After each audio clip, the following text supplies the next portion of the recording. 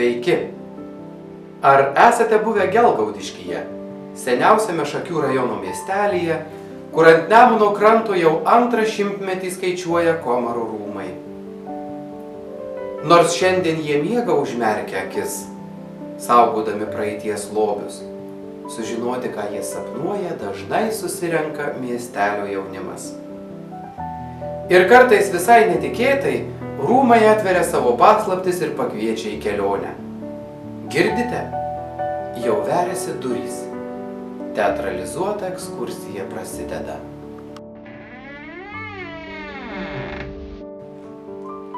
Ją nuo 2005 metų atvykstantiems svečiams organizuoja Gelgaudiškio kultūros centro kolektyvas, primindamas dvaro ir miestelio istoriją, jos kūrėjų pavardės – Sapiegas, Ozemblovskas, Čertoriskius, šių rūmų statytojus baronus Koidelius, paskutiniuosius šeimininkus Komarus.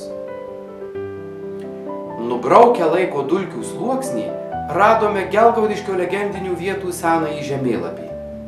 Keliaukime į parką. Netrukus mes atsidursime ano meto legendomis apipintose vietose, o jų nemažai, nes parkas bene didžiausias Lietuvoje, 118 hektarų, išlaikęs didelių vertybių. Unikali 4 eilių sidabrinė klevų alėja, ypač savita ąžuolų alėja, juodoji ir veimuto pušys, rausvažiedis kaštonas ir amerikinė liepa, stambūs maumedžiai, bukai, trešnės, pavasarės žiedų žvakėmis pražystantys paprastieji kaštonai. Lyg iš dangaus nusileidusi spindi žvaigždė. Ji ir Gelgaudiškio herbe puikuojasi. Čia susikryžiuoja 8 keliai, čia galima medžiotojus pamatyti, prisėdus jų porinamų istorijų pasiklausyti, papūsti į ragą ir medžioklės trofėjais pasigrožėti. Galbūt ir žvėrienos vaišių paragauti.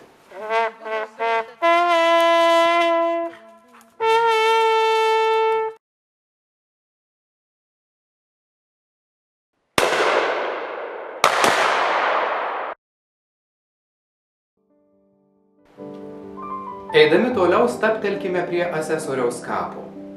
Sakoma, kad iki šiol čia dėl savo mylimo teisėjo mirties vaitoja nelaimingoji mortelė, o maža piemenaitė žąsis praganiusi graudžiai verkia. Jau jeigu pasukot šituo keliu, sustojot prie mano mylimojo kapo, tai meldžiu išklausykit nelaimingą mano meilės istoriją. Tarnavau aš prie dvaro, kaip ir visi kiti baudžiauninkai. Viskas tęsėsi iki to, kol jis nepamatė dvare pačios gražiausios, pačios kukliausios dvaro mergelės. Pamatė ir įsimylėjo. Tačiau ano metų įstatymai draudė tekėti vargšiai baudžiauninkai už turtingo asesoriaus. Todėl mano mylimasis pasirinko mirtį ne kaip gyvenimą, bet savo mylimosios.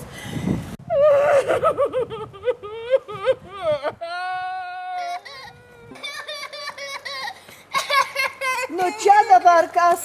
Praganiau žąsis. O tai ką veikiai? Knygelę skaičiau. O tu dieve, reik žiūrėti, iš ko duoną valgai. Mažu tau žąsys, jeigu tie ponai baliavoja, tai kol gero pas juosios jau jie kepa. A galbūt taip. Dabar tai bus, dabar tai bus. Bus mum dabar tai bus, ale gal rasim? Einam, žiūrėsim. Nu.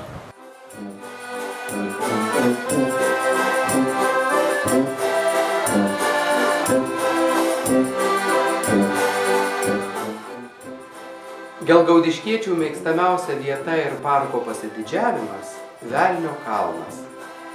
Gal tie bešokantys ir besilinksminantys ponai baudžiauninkams į velnius panašus atrodė. O gal kas ir iš tikrųjų tamsiomis naktimis nelabuosius čia buvo regėjęs. Apie tai jau tik pušys ošia. Raudonasis ąžuolas ir bukai šnabžda. Maumedžių giraitėje monai pasaką seka. Tuos šnabždesius išgirdęs nebepamirši. Su velniais susidraugavęs daug sužinosi. Gelgaudiškyje pabuvęs, vėl norėsi čia sugrįžti ir kitus drauge pasikviesi. Kultūros centro teatralizuota ekskursija jūsų laukia.